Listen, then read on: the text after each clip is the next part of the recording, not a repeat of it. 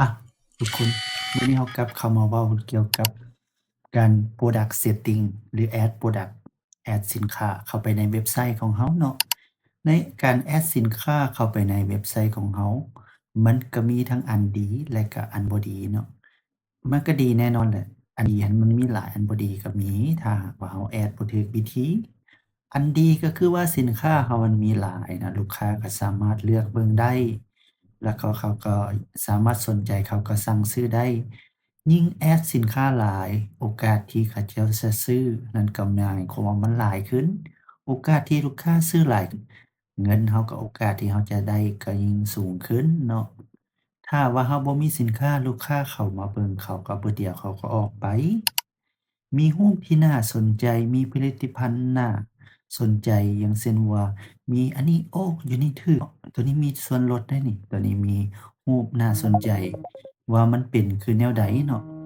แล้วเราก็สามารถเลือกเบิ่งได้เนาะว่าตัวใดมันดีตัวใดบ่ดีเนาะและจุดเสียมันก็มีคือกันบ่แม่นมีแต่จุดดีเสมอไปจุดเสียก็คือว่ายิ่งมีสินค้าหลายเราก็ยิ่งช้าเท่านั้นถ้าหากว่าเราบ่รู้วิธีการแก้ไขปรับปรุงให้เว็บไซต์เราไว เพราะว่าแต่ละไฟล์เขาแอดเข้าไปมันเฮ็ดให้โหลดของเว็บไซต์เราช้าลงมื้อนี้เราจิขอมาแนะนำให้ทุกคนแอดสินค้าให้หลายในเว็บไซต์แต่จะคงความไวในเว็บไซต์นั้นให้ไม่มีเว็บไซต์มีเสถียรแล้วก็จำกัดไฟล์ที่ว่ามันใหญ่จนเกินไปแล้วเราจิขอมานำใช้วิธีต่างๆเริ่มต้นทำอิฐเราเข้ามาแดชบอร์ด View Product เนาะ พรอดักต์นี้แอดทั้งเบิดเรามาเบิ่งสินค้าของเร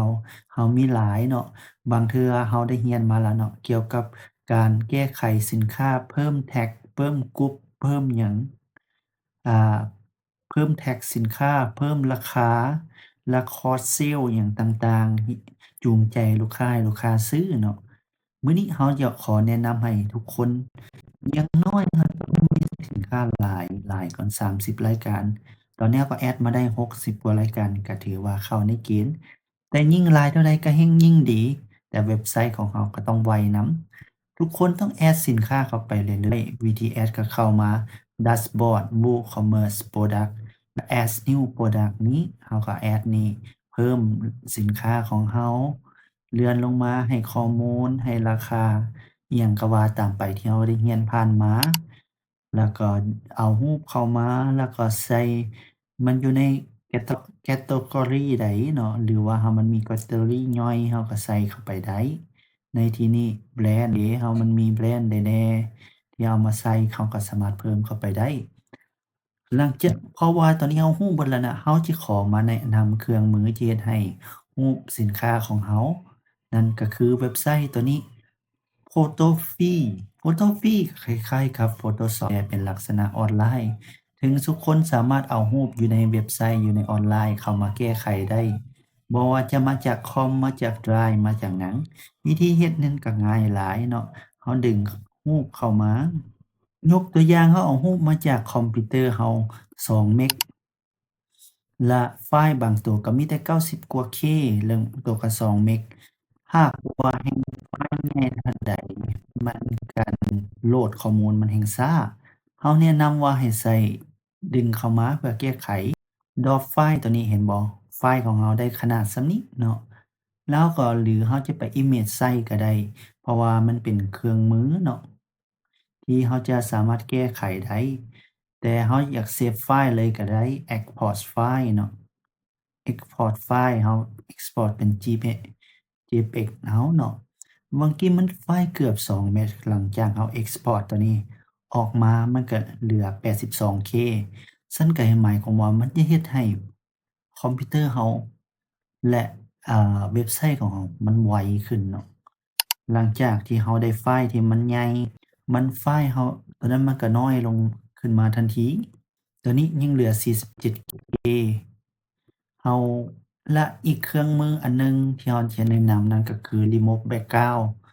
บางคนนี่ก็บ่มักเนาะที่ว่ามันมีแบ็กกราวนด์ไว้สิเราสามารถ remove แบ็กกราวนด์ได้คือกันเข้ามาเว็บไซต์ remove BG remove background นี้วิธีการ remove background ก็เข้ามาเว็บไซต์ remove background ดึงรูปที่เราอยากต้องการ remove background วางลงใส่ทันที แล้วเว็บไซต์นั้นก็สิอัปโหลด ตอนนี้แฮ่งไฟล์ใหญ่เท่าใดมันก็แฮ่งช้าเนาะ ตอนนี้เรา remove background ออกเรียบร้อยเดะ อันนี้ก็ง่ายเนาะ สำหรับคนที่ว่ามักไฟล์ remove เนาะ เรา export ไฟล์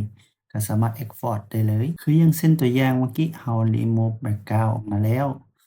มันก็สิออกมาอยู่ในนี้เลย เราก็ได้ไฟล์ออกมาทันทีเนาะ หลังจากรู้จักเกี่ยวกับข้อมูลออนไลน์ทางออนไลน์ในการนี้ หากว่าผู้ใดมีความรู้เกี่ยวกับ Photoshop แหน่ก็แนะนำใช้ Photoshop เพราะว่ามันสามารถแก้ไขปรับปรุงได้ตลอดเวลาตามที่เราต้องการเนาะ เราจะมาแนะนำอีกเครื่องมือหนึ่งเนาะ อ่ที่ว่ามันง่ายแต่ว่าเหมาะสมกับ Windows 11 เนาะ อย่างเช่นว่ารูปเราเปิดปกติขึ้นมานี่ มันจะมีห้องให้ edit ห้องให้ edit หลังจากเราเข้ามา edit นี้ เราเข้ามานี่จะสามารถ delete background delete background เราสามารถเลือกได้จะให้มันเป็นตารางบ่หรือเป็นรูปขาวหรือให้มันเบลอทั้งหลังเนาะ อย่างเช่นว่าเราต้องการให้มันเบลอทั้งหลัง รูปนั้นก็จะเบลอ แต่เราต้องการให้เป็นสีขาว รูปข้างหลังก็จะเป็นสีขาว คิดว่าเบลอจะมีความงามกว่าเนาะ แต่ก็ขึ้นกับ